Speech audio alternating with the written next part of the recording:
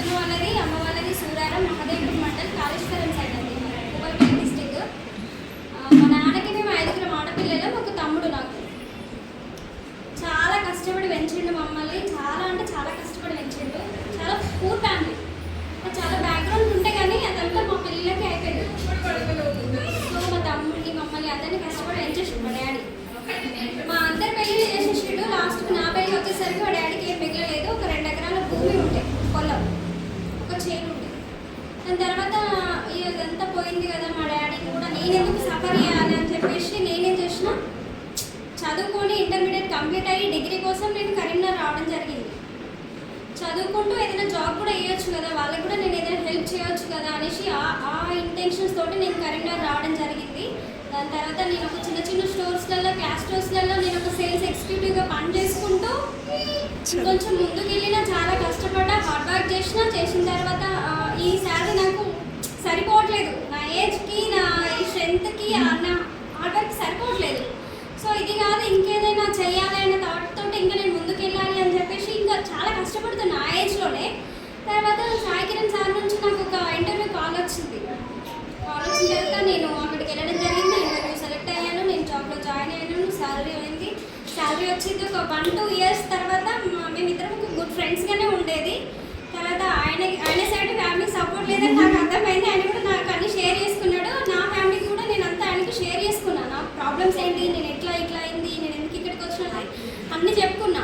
మేమిద్దరం అంతా కమ్యూనికేట్ అయిన తర్వాత మేము ఆలోచించుకున్నాం, ఇక నీకెట్లా ఫ్యామిలీ సపోర్ట్ లేదు, నేను కూడా కొంచెం కష్టాలలో ఉన్నా, చేసుకుందాం, మనం పెళ్ళి చేసుకుందాం, మనం సెటిల్ అవుదాం, అంతా బాగానే ఉంటుందని చెప్పి మేము మాట్లాడుకున్నాం. తర్వాత మేము ఇద్దరు ఫ్యామిలీని ఒప్పించుకోవడం జరిగింది.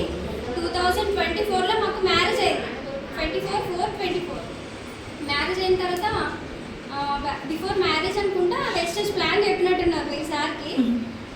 ఈ వెస్టేజ్ గురించి నాకు ఏం చెప్పలేదు, జాయిన్ అయింది చెప్పలేదు, జాయిన్ కాలేదు నాకు ఏం చెప్పలేదు, ఈ ప్లాన్ గురించి నాకు ఏం చెప్పలేదు. ఒకరోజు మ్యారేజ్ తర్వాత నేను వెస్టేజ్కి మీటింగ్ ఉంది వెళ్ళలేదు, ఇంటి దగ్గర ఉంటున్నావు కదా, బ్రాంచ్ అయినా నేను బిజినెస్ స్టార్ట్ చేసిన అని చెప్పిండు.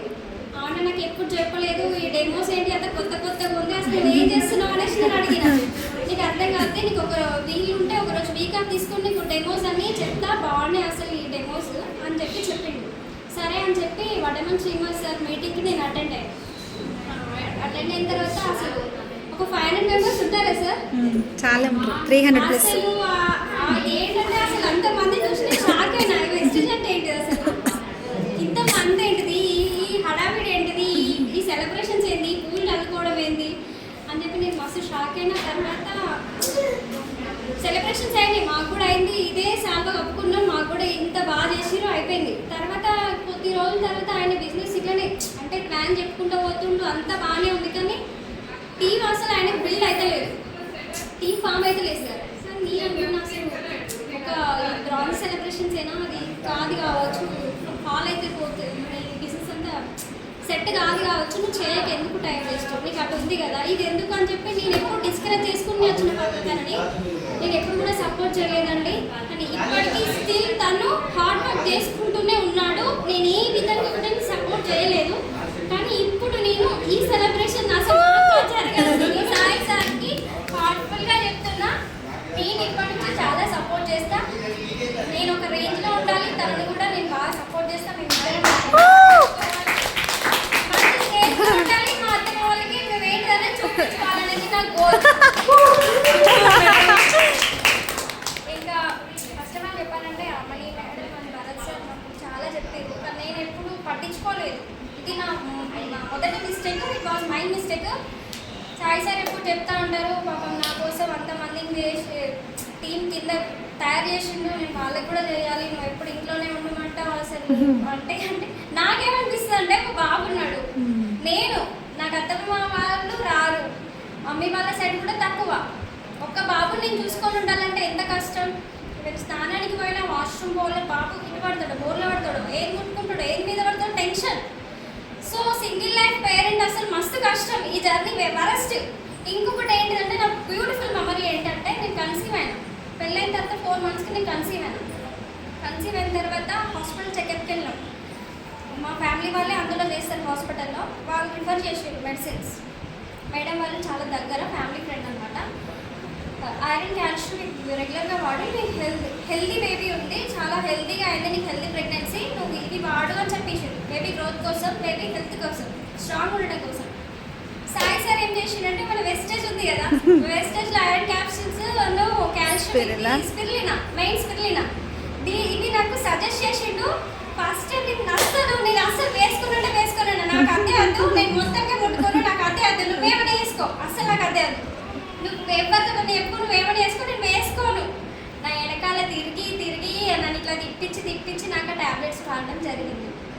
ఒక 4-5 months దాకా నేను వేసుకున్నా, అంటే భయంగా ఆయన ఫోర్స్ తోటే నేను వేసుకున్నా. దాని తర్వాత నేను మొత్తం రెగ్యులర్గా అవే వాడానండి. చాలా హెల్దీ ప్రెగ్నెన్సీ. నా బాబు కూడా ఎంత హెల్దీగా ఉన్నాడో, ఎంత యాక్టివ్గా ఉన్నాడో మీరు చూస్తున్నారు లైఫ్లో.